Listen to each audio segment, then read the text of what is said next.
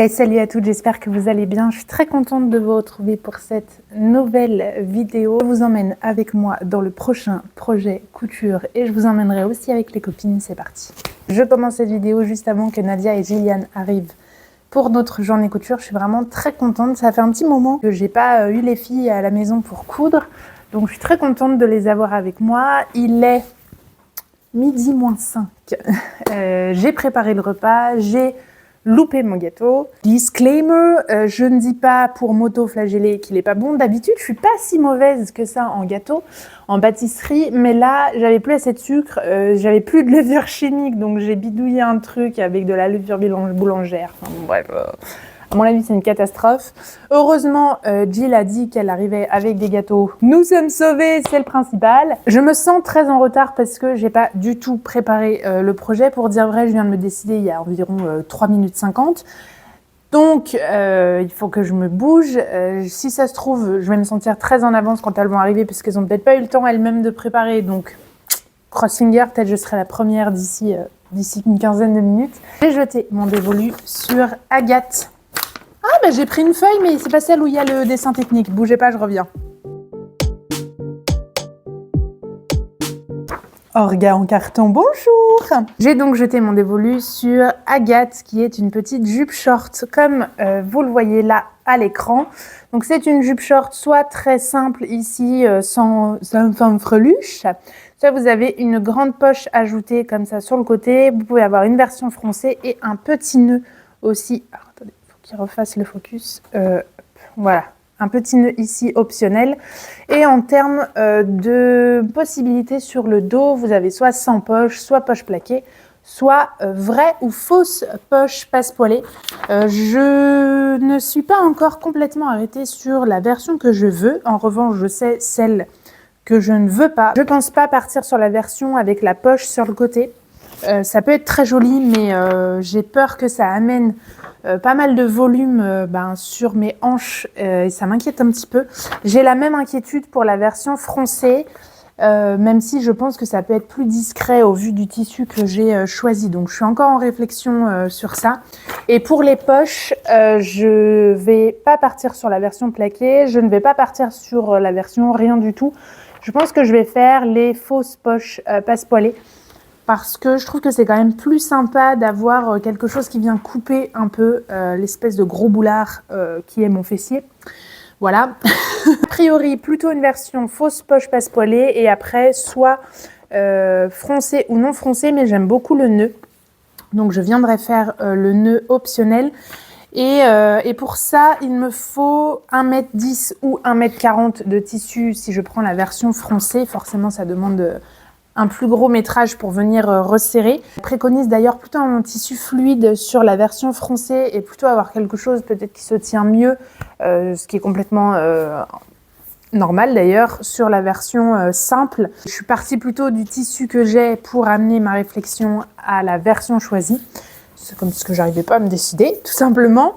Je vais utiliser le reste d'un tissu dans lequel je viens de faire une chemise l'élégant que j'ai pas encore terminée. C'est une chemise de la marque Les Beaux Gosses. Il me manque plus que les boutonnières et les boutons. J'ai pas assez de boutons ou ils font trop féminin. Je vais pouvoir complètement profiter du restant du coupon et il est comme ceci.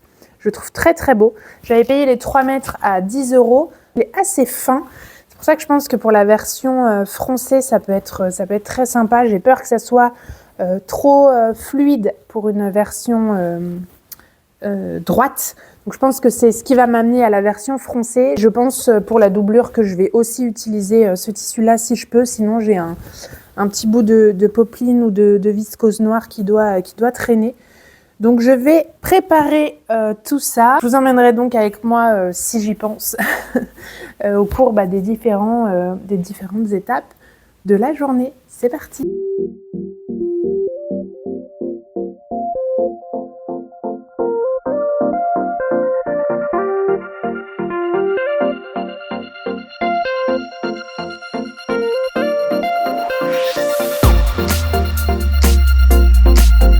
Qu'est-ce que tu couds, Nadia? On dirait, tu sais, l'école des fans, l'école de la couture les dimanches. Le sac banane Macarena de Tout Doux Tout Doux. C'est très joli. Dans ce petit simili-cuir, je suis sûre que c'est moi qui te l'ai offert par contre. On peut dire que pour la vidéo, c'est moi qui te l'ai offert. Ouvre pour qu'on voit ta doublure. Très psychédélique. Dis donc, mais tu as très bien cousu ta fermeture éclair aussi. Merci. Donc, tu as amené ton tank qui pèse son poids. Ouais, c'est mon âne noir. Voilà. Très joli. Donc, nous avons un projet de tout doux par ici. Et... Ouh! Cachez-moi ce boulard. Je vous présente Gilles, de la chaîne Recréation de Gilles. Comme quoi, hein, les noms sont bien... Et qu'est-ce que tu nous couds, Gilles, aujourd'hui? Dans un environnement très organisé, comme toujours, le pantalon Alésia, le jean Alésia, de chez Georgette Pattern. On vous mettra le dessin technique juste Voilà, ici. qui aura une forme bootcut, voilà, pour porter avec des... Santiago! Forcément. Donc voilà, très très hâte. Dans un jean un peu élastane. Alors ma lumière, elle fait un peu jaune, mais là, ça va. Qui vient de chez Tissu Bertrand. C'est très très beau. Il est 16h15, ça coud à gauche, ça surjette à droite. Tu sais que la dernière fois que tu es apparue dans un de mes vlogs, je crois que tu avais un problème avec une surjeteuse. Oui, c'est vrai. Donc Angelina, si tu passes par là, c'est bien ta machine qui merdouille parce qu'elle elle arrive très bien à surjeter sur la mienne. Oui. Oh non, je serais encore obligée de faire un bip. J'ai pas fait grand chose, j'ai coupé mon tissu, j'ai thermocollé, j'ai préfait ma... Je vous parlerai plus tard, ce sera mieux.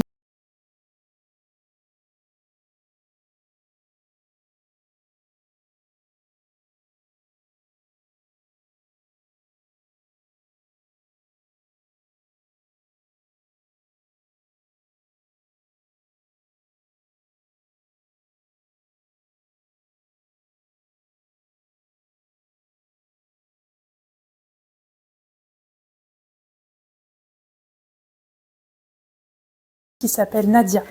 Elle me met la pression là, ça veut dire...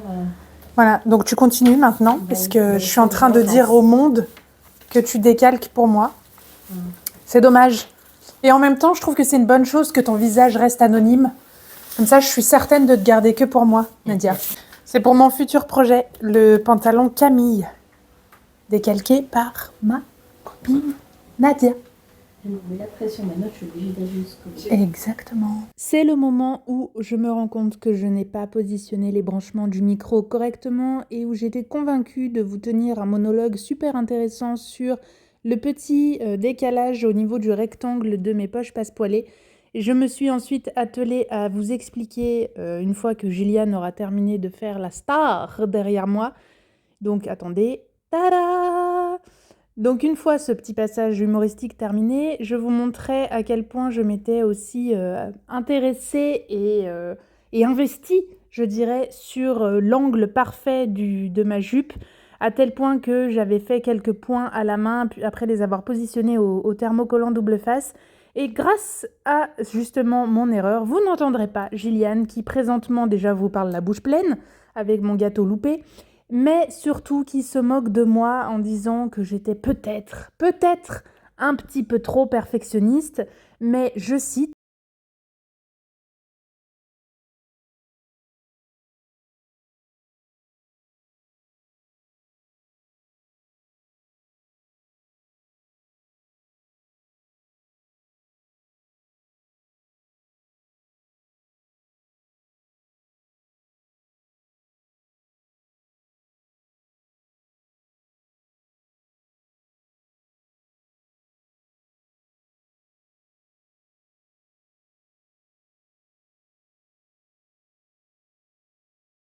parce que je devrais être habillée déjà pour la soirée du Nouvel An et que c'est pas du tout le cas.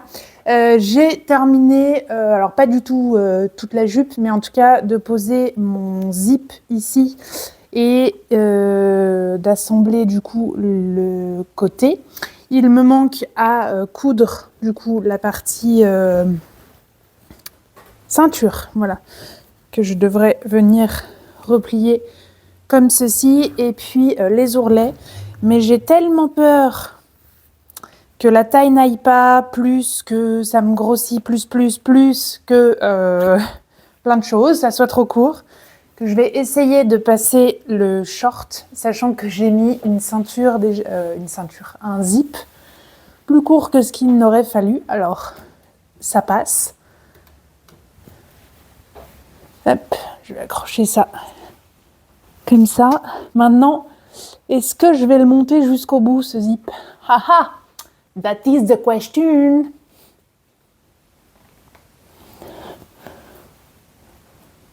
En tout cas, on est super à l'aise dans ce tissu. Ah bah mince alors, si j'arrive déjà pas du tout à monter le zip. Ah ça y est. Bah mince alors, j'arrive à le monter jusqu'au bout il y a 2 secondes. Est-ce que j'ai vérifié la couture?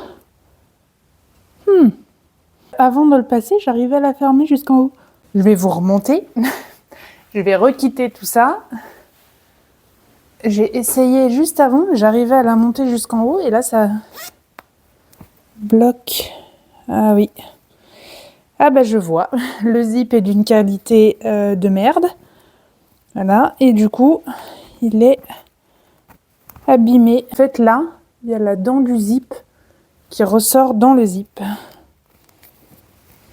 C'est génial. Ça veut dire que mon zip est nul. Est-ce que ça se voit que je suis en train de m'énerver? Là, ça veut dire obligé de tout découdre. De tout recommencer. Ok. Ne pas pleurer, ne pas pleurer, ne pas pleurer, ne pas pleurer, ne pas pleurer. Eh ben c'est super kiki. Je vais vous laisser là et je vais aller profiter du nouvel an avec les amis. Et puis, on se retrouve très vite, certainement, sans aucun doute, pour une petite partie de déco-vite pour changer la fermeture invisible. Je suis en train de tout découdre. J'ai hésité à découdre seulement la fermeture éclair et puis remonter la fermeture. Et au final, je fais ça bien. J'ai décousu l'entrejambe, j'ai décousu le côté. Je suis en train de découdre la fermeture éclair. J'ai retrouvé une fermeture noire par le plus grand des hasards. Donc on va dire que c'est le destin, voilà, pour que je pose une noire. Donc je vais faire ça. Et puis j'espère que cette fois-ci, je vais le faire correctement pour que ça ne recasse pas ensuite. Parce que je vous avoue que clairement, c'est pas une partie de plaisir que de découdre une fermeture éclair et de la recoudre correctement. Voilà, sans exagérer, je pense que voilà. C'est pour ça que ça fermait plus.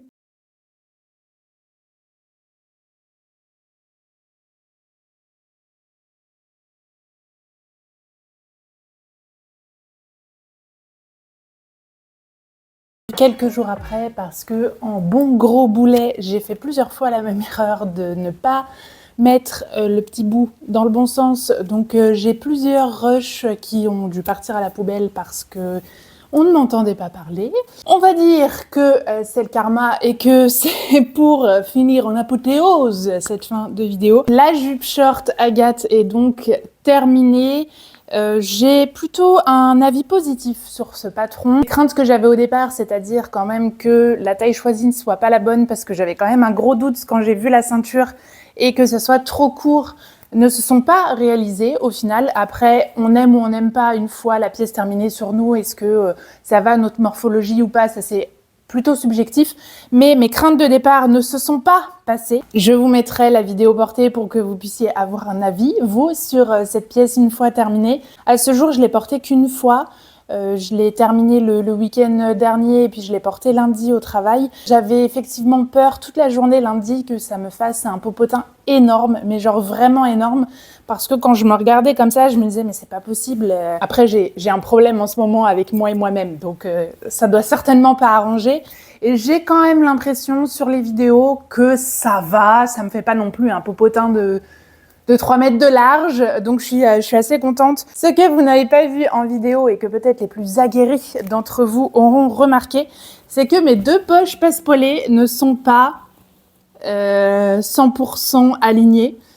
J'ai passé, je pense, bien presque 3/4 d'heure à essayer de bidouiller pour que ça tombe quand même à peu près à la même hauteur. Je ne comprends pas et je m'en veux presque parce que c'est tout bête. J'aurais pu tracer en fait mes dessins et tout simplement mettre les pièces les unes sur les autres. Et souvent, je le fais en plus, souvent sur les poches ou les choses comme ça. Je viens mettre, alors soit les deux devant pour un manteau, soit les deux poches, enfin les deux pans dos pour un pantalon par exemple, ou là pour un short, je viens les mettre les uns sur les autres et je regarde si ça tombe à la même hauteur.